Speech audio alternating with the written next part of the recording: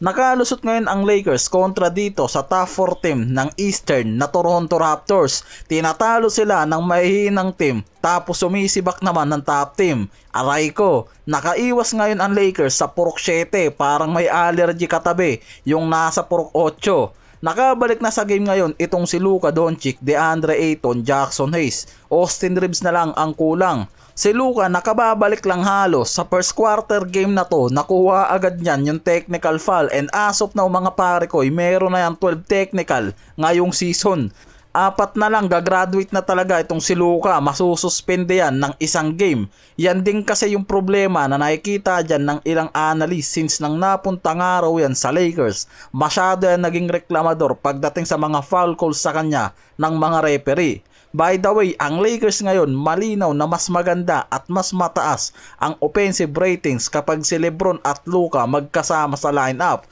At kung nabibigyan nga raw ng pagkakataon yung ibang mga defensive player nila sa bench na makapag-rotate ng mas maayos sa court. Si Ayton may 25 points, 13 rebounds sa game na yan. Another double-double na naman ang ginawa niyan. Offense to defense plus hustle. Mas magandang outcome nga raw talaga ang nabibigay niyan sa game, lalo na kapag ganado. Samantalang si Vanderbilt nakapagbigay ng defensive hustle at may 9 rebounds yan at may team best plus 25 plus minus. Si Hachimura may 10 points, si Smart may 8 points. Hindi ganong kasolid yung impact ng mga yan sa team offense, pero itong si Luka at LeBron talaga yung nagbigay ng malaking contribution sa team para makuha yung malaking point differential. Yan yung nabibigay ng malaking contribution sa team ng dalawang core na to. Kaya isa man sa mga yan nga raw ang mawala, litaw talaga na bumabagsak ang scoring output at efficiency nila. Si Luka kasi sa game na to may 25.7 assists, samantalang si LeBron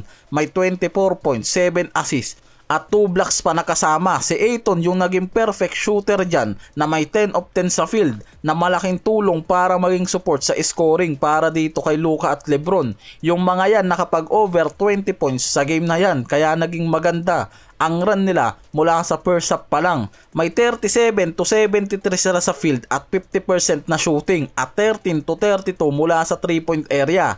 Kaya umangat sila sa game na yan ng 40% na shooting sa threes. At malaking bagay nga sa mga to yung free throw mula sa 9 of 12 na malaking bagay. Pagpasok ng fourth quarter game nila, nag-dominate din yung mga yan sa ilalim mula sa 47 rebounds at 6 blocks. Pero meron silang 14 turnover na mismong isa talaga sa problema nila. Ang Portland bumagsak ang efficiency mula sa 43% sa field, 35 to 81 attempts, 7 of 29 sa 3-point area na hindi talaga naging maganda ang shooting efficiency nila, na dahilan bakit pagpasok ng second half mas lumobo na yung kalamangan dyan ng Lakers at nakuha pa nila ang momentum. Dahil first half halos dikit lang naman talaga at nagpapalitan lang yung mga to ng scoring.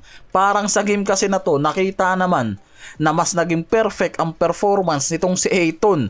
Offense to defense, mas lumitaw kung gaano nga raw ka-effective yan sa game at malaking bagay ang effort at hustle talaga niyan sa interior nila. Sa umpisa pa lang kasi ng game, sobrang naging active na itong si Ayton dyan. At kitang mas nag-focus yan sa interior depth nila, mas naging consistent yung offense to defense na nakikitang buta sa kanya nung mga nakaraang games nila. Samantalang si Luka ang may big offensive output at playmaking, mas mabilis na kapag set up yan ng tempo. Pagdating sa team offense, especially sa scoring at playmaking nga, si LBJ yung nagpakita talaga ng dominance mula sa veterans leadership at gumalaw ng tempo sa opensa at depensa nila. Si Luka, LeBron at Ayton lang talaga yung may malaking scoring output sa game na yan.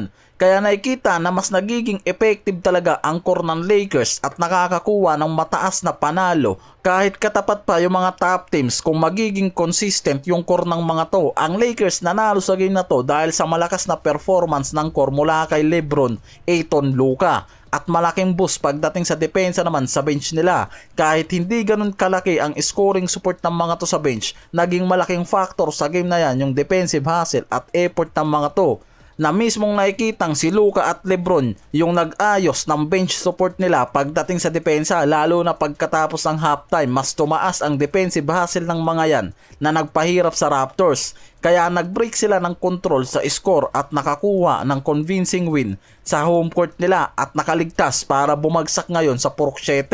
Parang kailangan nga lang daw talaga ngayon ng Lakers ng consistent na effort at hustle talaga nitong si DeAndre Ayton, dahil ngayon pa lang nakikita na malaking factor sa winning games nila ang scoring at defensive output na kayang ibigay nitong si Ayton sa interior depth.